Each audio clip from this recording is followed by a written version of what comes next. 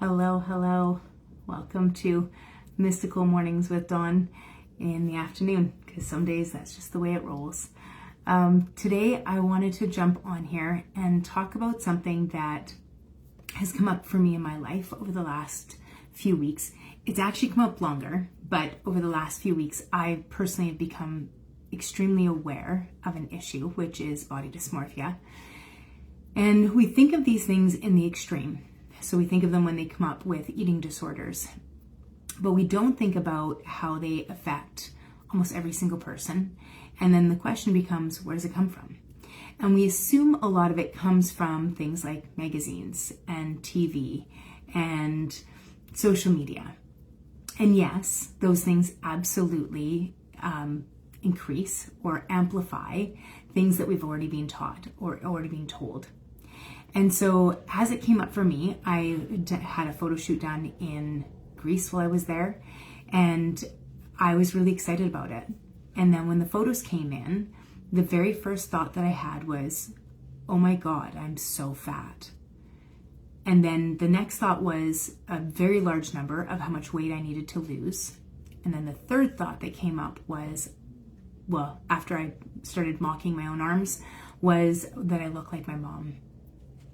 And that was the first time where I had like we have an issue. And so as I was looking at, because up till then I would always I'd taken those thoughts as fact. The fact is that I need to lose some weight. The fact is I'm not in the best shape of my life. And so I always thought that those were factual thoughts. And think about this. I mean, I meditate a lot. I teach on thoughts. But they're sneaky. And so as I sat there, I was like, oh, we have a problem. And I had tears running down my face as I was having these things come up for me. So it wasn't a light moment. And so as I was watching the photos, I messaged a friend and sent her the photo shoot. And I just said, my girlfriend does my branding. And I said, can you take a look at these? And in the meantime, I did my work. So I was like, okay, let's sit here and go through this.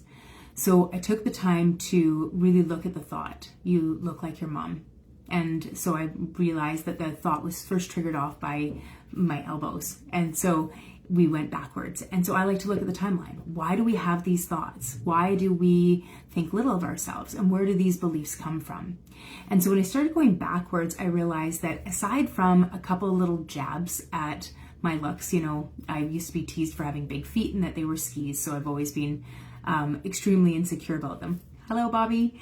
And then my ankles. One of my ex-mother-in-laws had made a comment one day that I had thick ankles. And I never forgot it. And prior to those things, though, those couple little comment from my ex-husband while I was pregnant, other than that, I was like, but what about younger? Like, where'd the belief come in?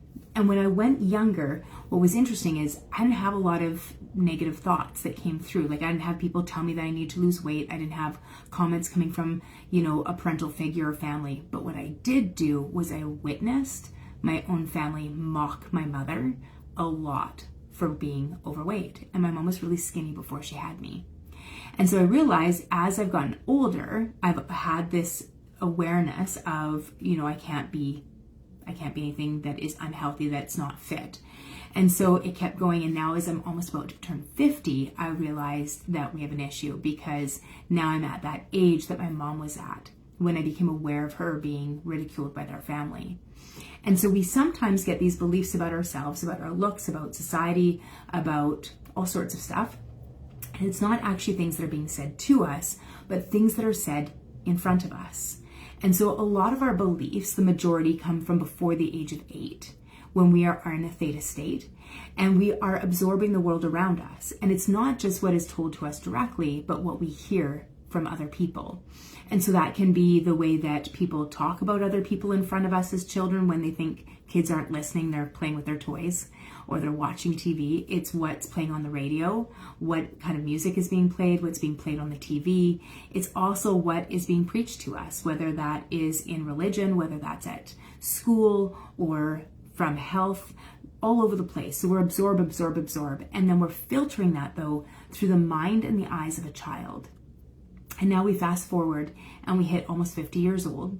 And there's lots of things that really support the belief that's there, because our brain, our mind has negativity bias. And so our confirmation bias. And so it's going to be, and it's looking for confirmation to the biases we already have. And so my mind doesn't pick up on the times when somebody says, you know, you look healthy, you look pretty, none of those things. It picks up on all the other biases. And so now all of a sudden we have this problem, because we're almost 50 and we think that we need to lose enough weight that would make us a small child. And that's not okay. And so instead of just letting it go and accepting this belief that I had, I made the decision I was going to unwind it. And so for the last few weeks, I've been spending a lot of time unwinding the thought. So going back into it, like, where'd that come from? Having a lot of compassion for my mom and what she went through and why she had such low self-esteem, and really becoming aware of why my mom was the way she was. And then also having to have compassion for those other members of my family that ridiculed her, because they were also doing the best they could with what they had. And the fact that they are in their own loops and patterns at that time would have been quite ignorant. And the fact that they were in that ignorant state, you know what? That's where they were. And so we can send them love and peace and hope for some awakening. And then as we move forward, and the reason we do that, by the way, is because we don't want to harbor the resentment and the bitterness that happens if we judge them. And so one of the principles of co-creation is to have no expectations, to release all judgments, and let go of the need to know why things happen as they do. And so it's important that as we go through an unwinding process of a deeply embedded belief, that we aren't having, you know, expectations of people to behave certain ways, and we're not judging people for their behavior, because they're all behaving from their own limiting beliefs. And that's where thoughts come from. They come from our beliefs, and some we're aware of and some we have no idea about. They're just sitting there underneath the surface, running away. And so as I started to release and let go of them, I made myself go back and look at the photos over and over again. And you can see that it was quite an experience to sit there and go, oh my God. Now, by the first week, I got to a place where I could look at the photos and be like, oh, I like that photo. And I could start to look at it from a different point of view. And it was an amazing experience. I've been working with a coach. I've been really specific with her about, like, really wanting to be about strong. I want to be strong going into my 50s and not being about weight loss. And meanwhile, I have a lot of people around me that are like, oh, you need to do like calorie deficit. And everybody's talking about weight loss. And I'm working through this whole body image problem that most of us have. And not just women, but I'm super aware now of how much men go through this as well. And our boys have just as many issues as our girls do, and we just don't realize it. And so going through this as it's been happening, and then doing it through the spiritual journey of letting go of the belief, letting go of the hurt, letting go of the resentment, letting go of all these other things, until I can sit and look in a mirror and say, you know what? You look good. You're beautiful. That stomach that you don't like, she held a child. She's gone through a lot in her life, and how about we give her a little love? And that's part of our journey of letting go, is letting go of all the pain, all the hurt, all the judgment, not just other people's, but the judgment that we have for ourselves. Because it's our own self-judgment that is really the most toxic thing that we can consume. And so the question, or the challenge I put out to you, is how can you look at yourself differently? How can we look at parts of our bodies with more love and more kindness?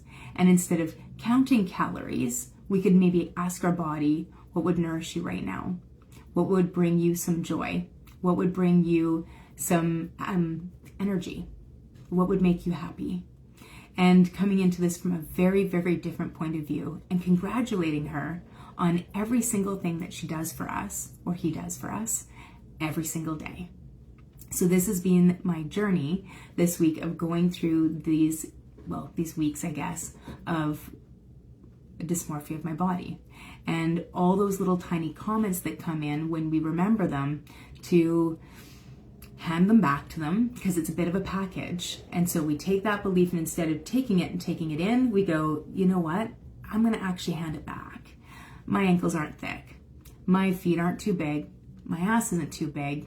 I don't need to lose more weight. What I really need to do is love on myself and move my body and eat healthy and honor what maybe is the right thing for me, isn't the right thing for you.